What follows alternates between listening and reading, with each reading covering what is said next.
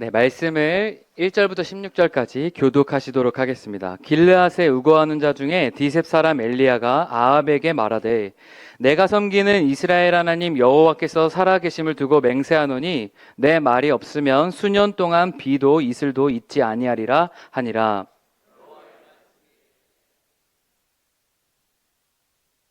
너는 여기서 떠나 동쪽으로 가서 요단 앞 그리시네가에 숨고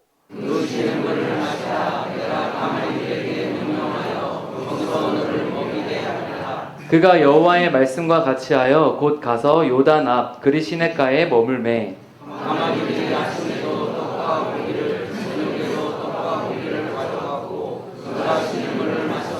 땅에 비가 내리지 아니하므로 얼마 후에 그 시내가 마르니라. 너는 일어나 시돈에 속한 사르밧으로 가서 거기 머물라. 내가 그곳 과부에게 명령하여 내게 음식을 주게 하였느니라.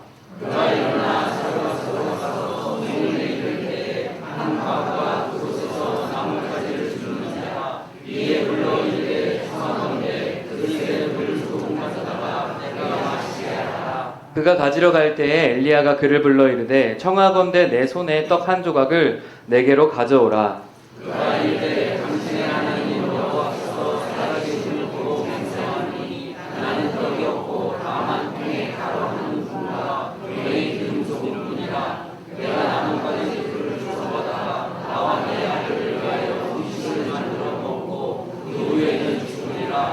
엘리야가 그에게 이르되 두려워하지 말고 가서 내 말대로 하려니와 먼저 그것으로 나를 위하여 작은 떡 한 개를 만들어 내게로 가져오고 그 후에 너와 내 아들을 위하여 만들라.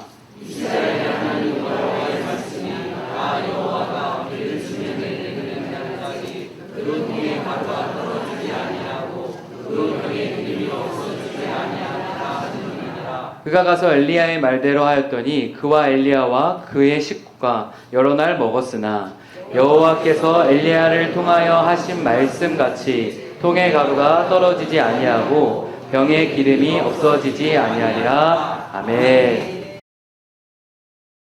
아멘. 네. 감사합니다. 갈수록 더 좋은 찬양을 하나님 앞에 올려드리시게 돼서 너무너무 감사합니다. 믿음의 조상인 아브라함이 아들 이삭을 하나님 앞에 번제물로 드리라고 하는 명령을 받고 하나님이 지시하신 모리아 땅으로 가서 아들 이삭을 결박하여 번제물로 드리려고 할 때에 하나님께서 그 아브라함의 헌신적인 모습을 보시고 네가 나를 경외하는 줄 내가 알았다. 그러니 그 아이에게 손을 대지 말라 말씀하셨습니다. 일단 그 모리아산에 올라갈 때에는 하나님께 번제를 드리기 위해서 올라간 거 아닙니까? 근데 그냥 내려갈 수는 없잖아요. 근데 아들 이삭을 하나님 앞에 번제물로 드리지 말라고 하나님께서 말리셨고, 그럼 뭔가 드려야 될 텐데 양이나 염소가 있어야 할 때 하나님께서 양을 준비해 놓으셨습니다. 참 그 양을 준비해 놓으신 것도 보면 좀 신기하다는 생각이 들어요. 그냥 아브라함 앞에 양이 나타났다고 그러면 그 나이 많은 100살이 훨씬 넘은 이 아브라함이 그 양을 잡으러 다니느라고 쫓아다니다가 아마 끝내 양을 잡지를 못했을지도 모릅니다. 근데 하나님께서 그 양이 수풀에 뿔이 걸려 있도록 만드셔서 그 수풀에 걸려 있는 양을 하나님께 제물로 쉽게 잡아서 드릴 수 있게 되었습니다. 아브라함이 그 양을 하나님 앞에 드린 후에 그곳 이름을 이렇게 불렀습니다. 여호와 이레다. 여호와 이레라고 하는 뜻은 그 뒤로 이제 이스라엘 사람들이 말하기를 여호와의 산에서 준비되리라. 여호와께서 준비하신다 하는 그런 뜻입니다. 하나님께서 우리가 세상을 살아가는 동안에 갖가지 필요한 것들이 있는데 그 필요한 것들을 하나님께서 그때그때마다 준비해 주셔서 오늘 여기까지 저와 여러분이 살아온 줄로 믿습니다. 어떻게 준비하시느냐? 부족함이 없도록 준비해 주시는 하나님이십니다. 시편 23편 1절에 우리가 잘 아는 말씀, 여호와는 나의 목자시니 내게 부족함이 없으리다, 이렇게 말씀하지 않았어요? 그러면서 하나님께서는 여호와 일이라고 하는 것을 여러 모양으로 우리에게 보여주셨습니다. 시편 147편 8절 9절 말씀입니다. 읽습니다. 시작.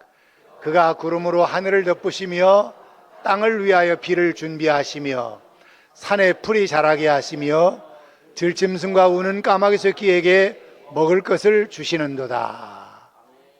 하나님께서 우리에게 먹을 것을 주시는데 질짐승에게도 주시고 우는 까마귀 새끼에게도 주신다는 것입니다. 시편 104편 14절 15절 말씀 보면 그런 말씀이 있습니다. 시편 104편 4절 5절입니다. 잘못됐네요. 14편 14절 15절 말씀. 그가 가축을 위한 풀과 사람을 위한 채소를 자라게 하시며 땅에서 먹을 것이 나게 하셔서 사람의 마음을 기쁘게 하는 포도주와 사람의 얼굴을 윤택하게 하는 기름과 사람의 마음을 힘있게 하는 양식을 주셨도다. 하나님께서 이런저런 필요한 것들, 포도주도 주시고 기름도 주시고 그리고 먹을 양식들을 하나님이 허락해 주셨다는 것입니다.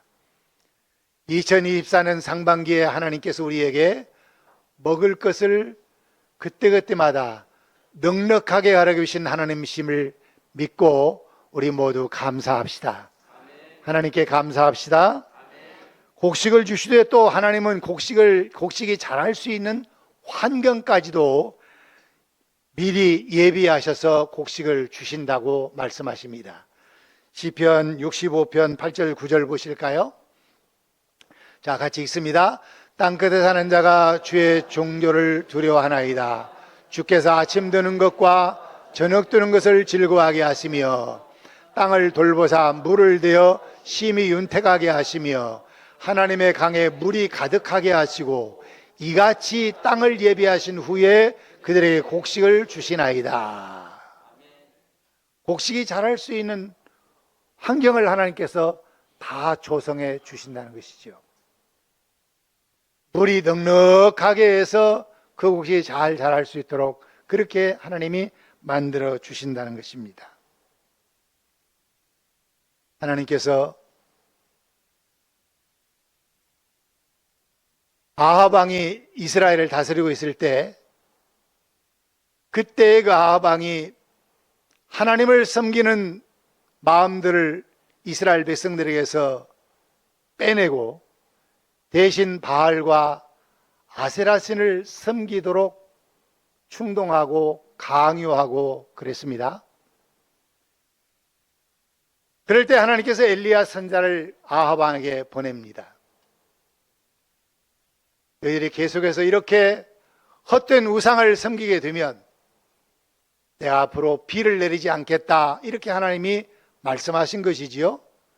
그래서 엘리야가 찾아가서 말을 합니다. 앞으로 내 말이 없으면 수년 동안 이슬도 비도 내리지 않을 것이다. 왜? 바알과 아세라 신을 섬기니까.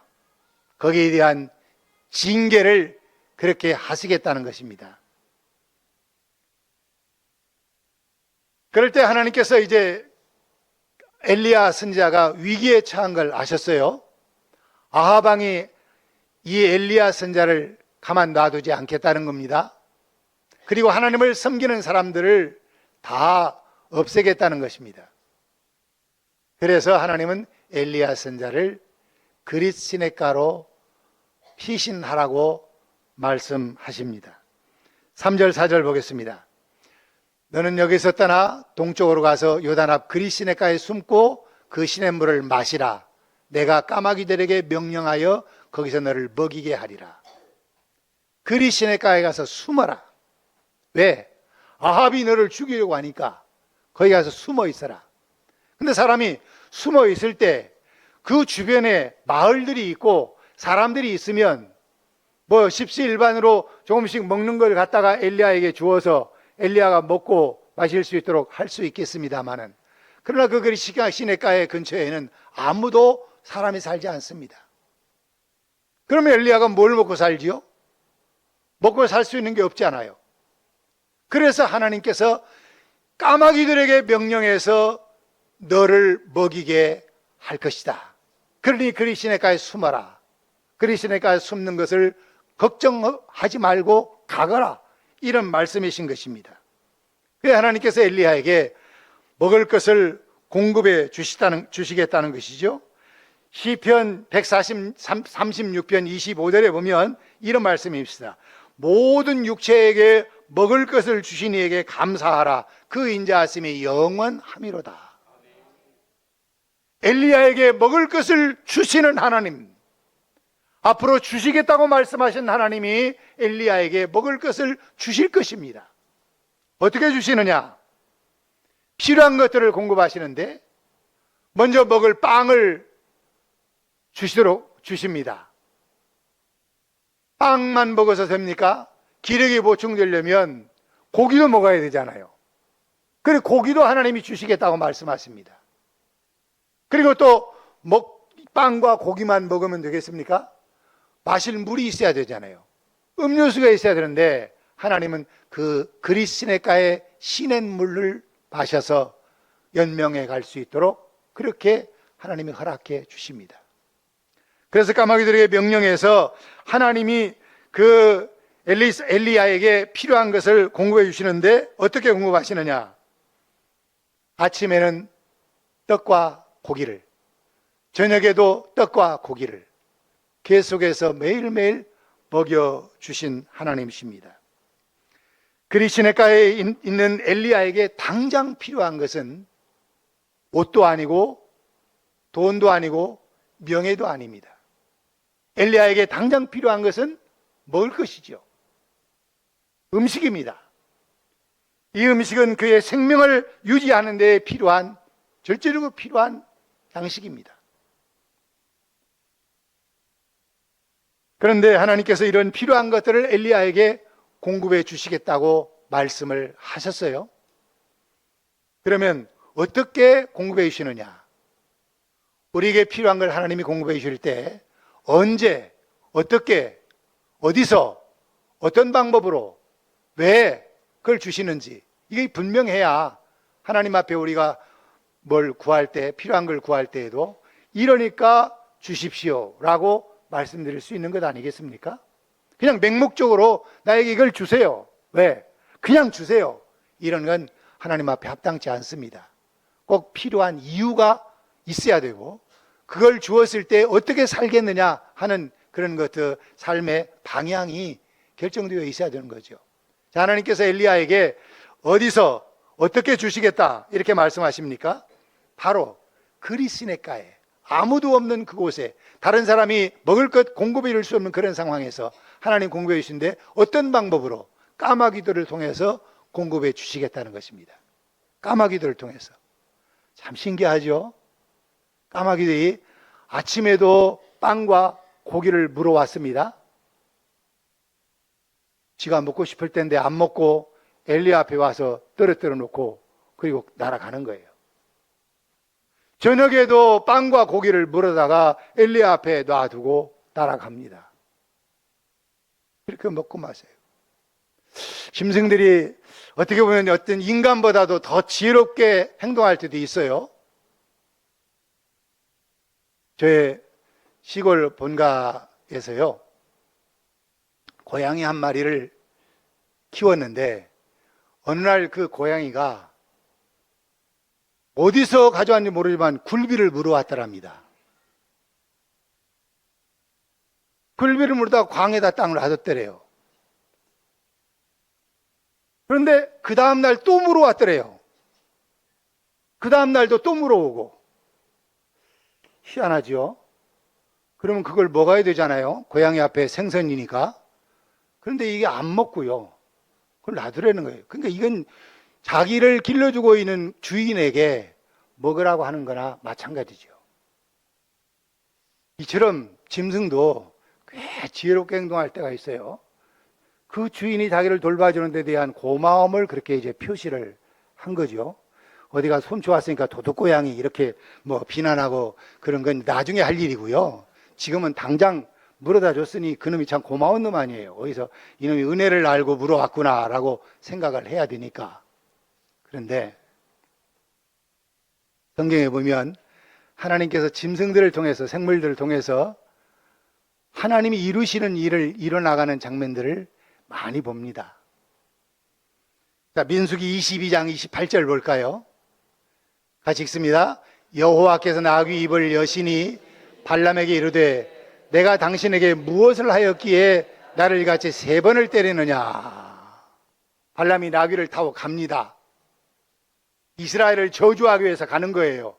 근데 하나님은 이스라엘을 발람이 저주하는 것을 원치 않으시거든요. 그런데도 뭐 자기 나귀를 타고 막 그쪽으로만 이스라엘 저주하기 위해서 발락에게 찾아가는 거예요. 이게 나귀가 처음에 막 버팁니다. 안 가겠다고 버티고 그럽니다.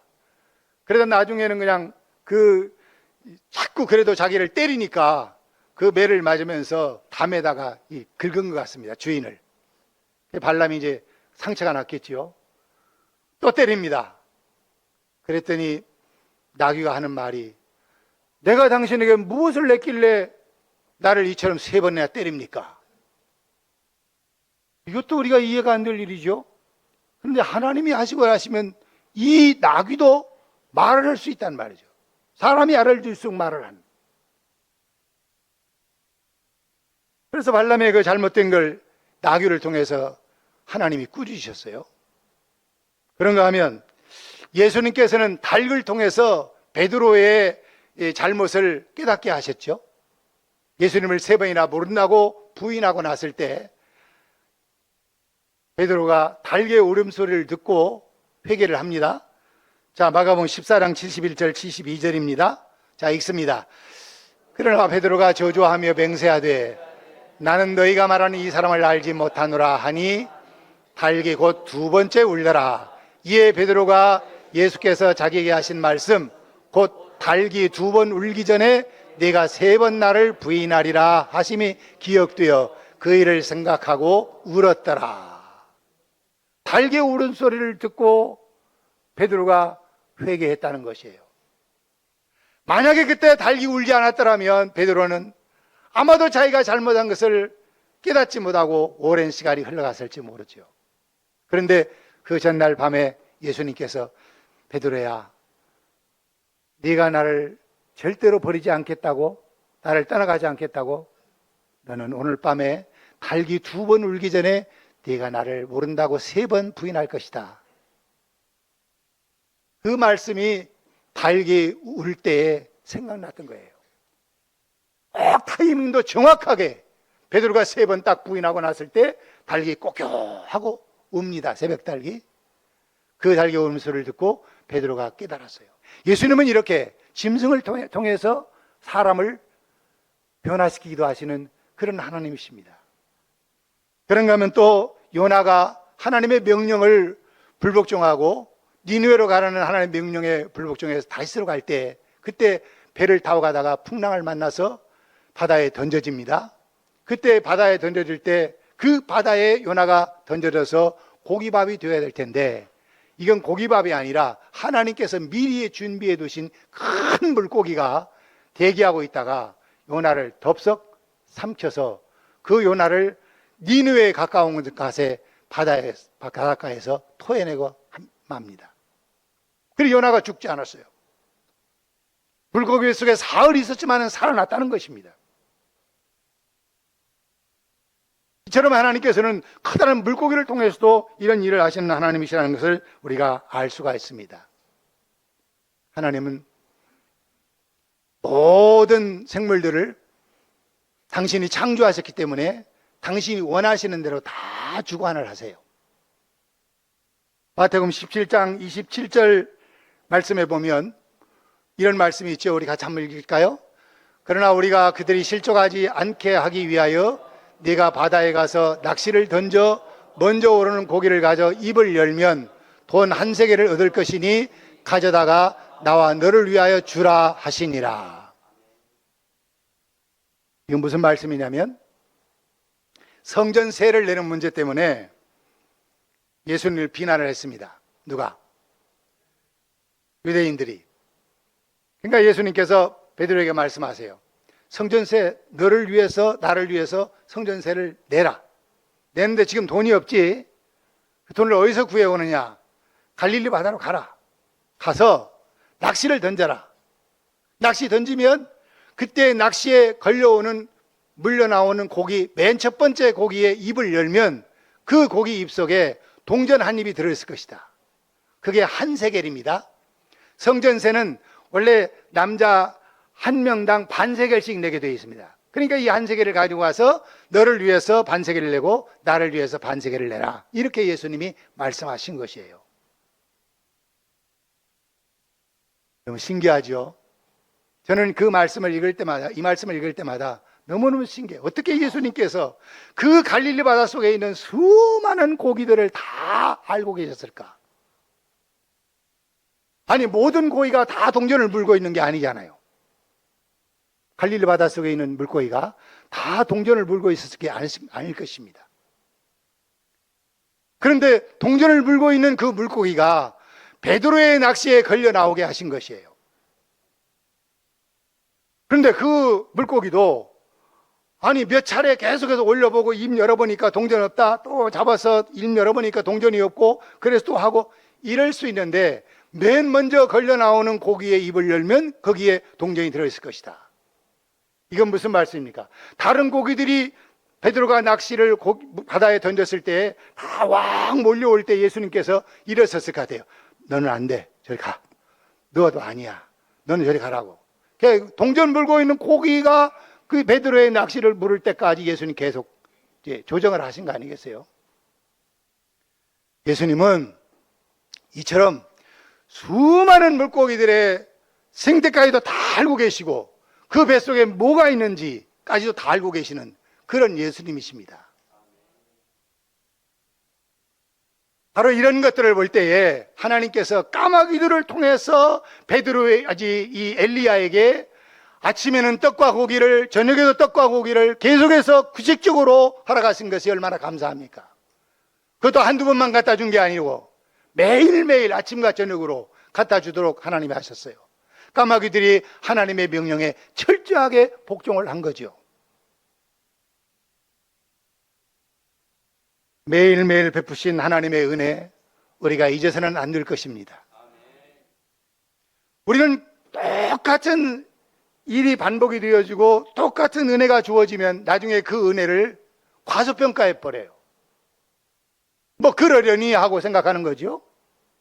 그런데 여러분, 우리가 매일매일 받는 은혜도 하나님의 특별한 사랑 가운데 베풀어 주신 은혜인 것을 믿지 마시기를 바랍니다.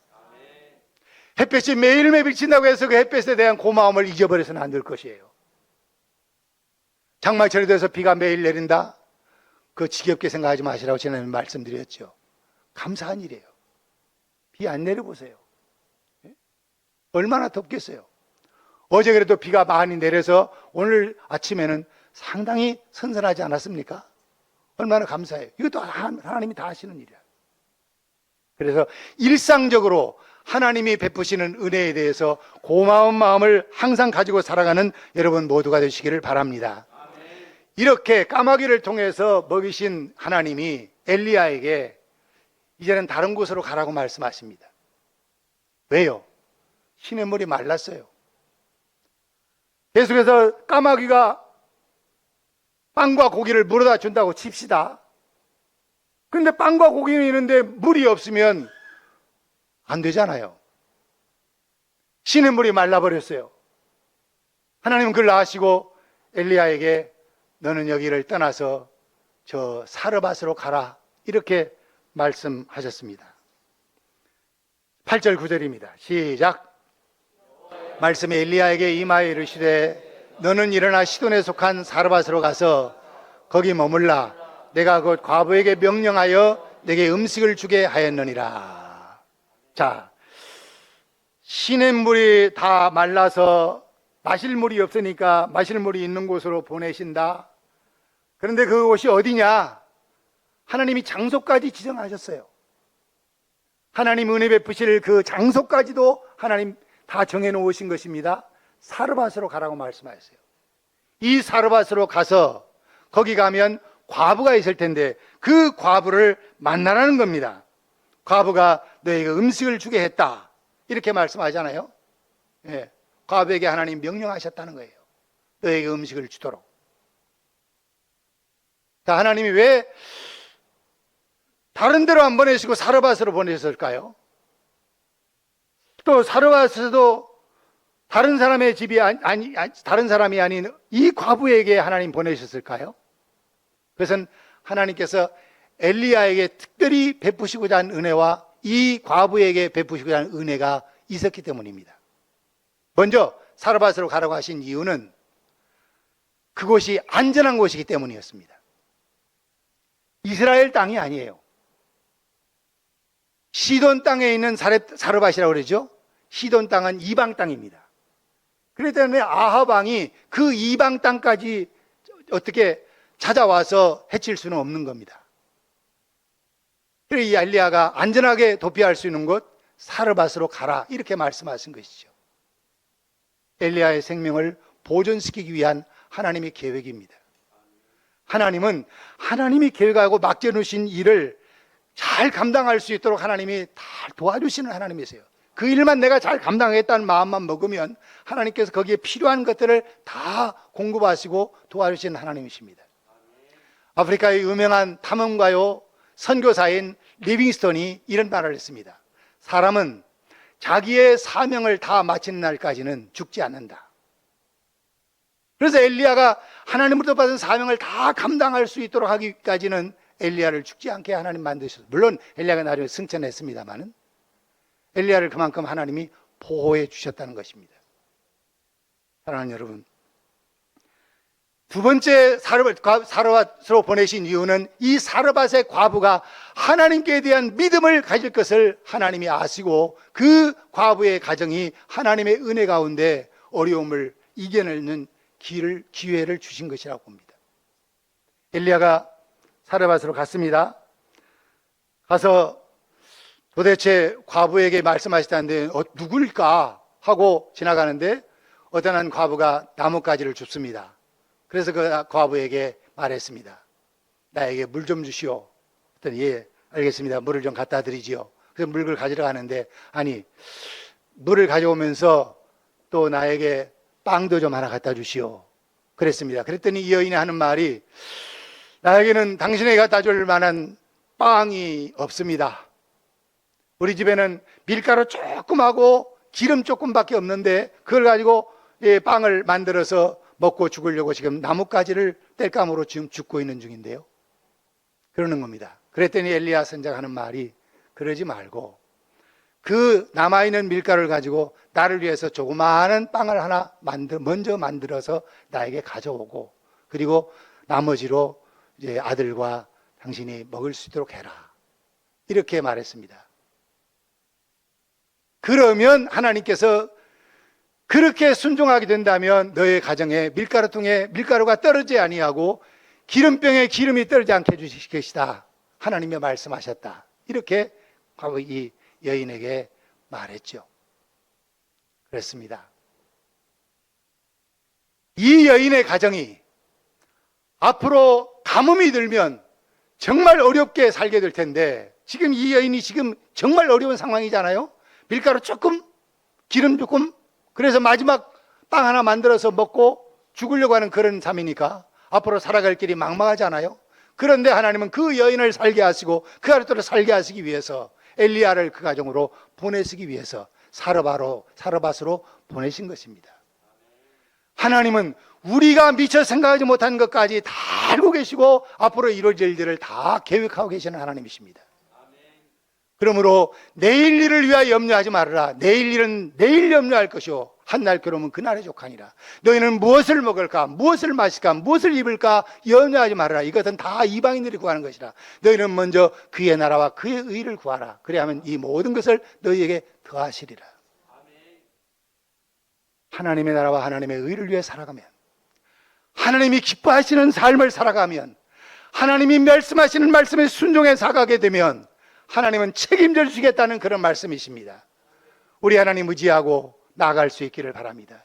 2024년 시작해서 6개월 동안 하나님의 은혜로 우리가 지내왔습니다. 앞으로 우리 앞에 무슨 일들이 어떻게 닥칠는지 불확실성이 가득 찬 세상에 우리가 살고 있습니다만은, 그러나 우리가 하나님을 철저하게 의지하고 하나님이 기뻐하신 대로 살아가려고 하면 하나님께서 우리의 모든 삶에 대해서 책임져 주실 줄을 믿습니다. 우리 하나님은 전능하신 하나님이시니까요. 기도하십시다.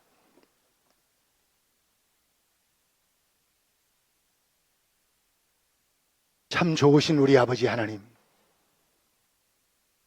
2024년 새해를 시작할 때 한 해가 어떻게 도대체 이어져 갈는지 궁금했습니다마는 6개월 동안 하나님의 은혜로 여기까지 이르게 하신 것 진심으로 감사합니다. 여호와 이레가 되신 하나님께서, 여호와 에베네셀이 되시고 이끌어 오신 하나님이 여호와 이레가 되셔서 우리 앞길을 인도해 주실 줄로 믿습니다. 우리 앞길을 책임져 주시고 역사하실 것을 믿고 의지합니다. 조금도 의심하지 않게 하옵소서. 하나님의 말씀에 온전히 순종하는 자들이 되게 하여 주시옵소서. 예수님의 이름으로 기도하옵나이다. 아멘.